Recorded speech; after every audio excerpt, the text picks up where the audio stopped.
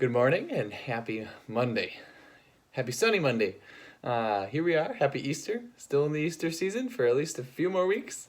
Um, Hope this message finds you doing okay. I wanted to just share something that I kind of came across this morning, but before I share that, I wanted to just name the fact that we're still in this. And this past weekend in particular, I felt, um, yeah, just really downtrodden and everything. Tensions were high in the house. Everything was running high.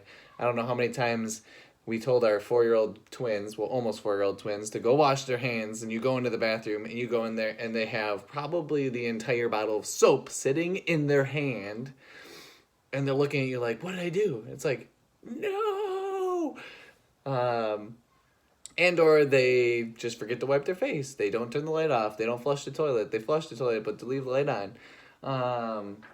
They wake up at 5:45 and start throwing stuff in their room. And you go in there and tell them, please just stop talking and just relax for a few minutes before you come downstairs. And then you go back up 5 minutes later and one of them is standing on their bed throwing their sheets everywhere. I lost it a little bit yesterday. And this creeps into our relationships. Social media doesn't help. I think there's more and more tension rising, unfortunately, in the understanding of what comes next. I think we're all obsessed with what comes next, which rightfully so as we go through this. But there are the differing views and things are being said that I don't think people mean on Facebook, or Instagram or Twitter, of people responding and making claims about what is best, what is not best, what's going to destroy our economy, what's not. It's frustrating and it's sad and it's anxiety-filling and everything. So that's where I'm at. Anyways, I woke up this morning and I came downstairs and I opened up our book that we've been kind of flipping through after our son Patrick passed away 3 months today. So he would have been 3 months old today, and I opened it up, and it was at chapter 12, so one of the last chapters. And this is a compilation of stories and kind of ways to cope through the eyes of faith with miscarriage or infant loss or child loss. But it could really, a lot of it could be for any sort of loss and grief, as I think we all continue to go through. And the chapter literally says, what comes next? And this is what it says. Remembering it over and over, this is from Lamentations. My soul is downcast, but this I will call to mind. Therefore I will hope. The Lord's acts of mercy are not exhausted. His compassion is not spent. They are renewed each morning. Great is your faithfulness. The Lord is my portion, I tell myself, therefore I will hope in him. The Lord is good to those who trust in him, to the one that seeks him. It is good to hope in silence for the Lord's deliverance.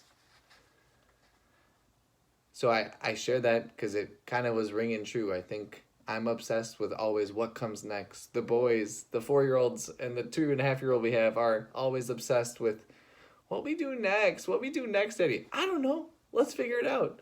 But let's be right now too.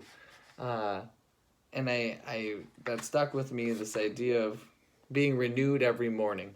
And how do we do that? How do we give ourselves times to be renewed and to recognize that God's compassion is not exhausted, and how we can continue to fill ourselves up to be compassionate towards others in our coming days.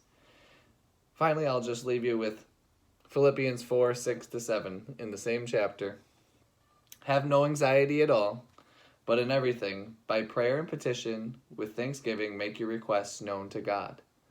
Then the peace of God, that surpasses all understanding, will guard your hearts and minds in Christ Jesus.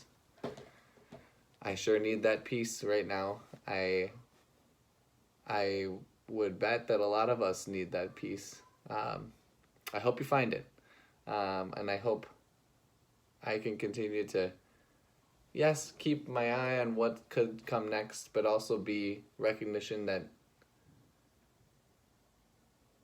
seeking peace and seeking God and in relationship with others is what we can do in helping others and each other continue to move through this by sharing of who we are, the things we have, the blessings, and by being there for those who are suffering.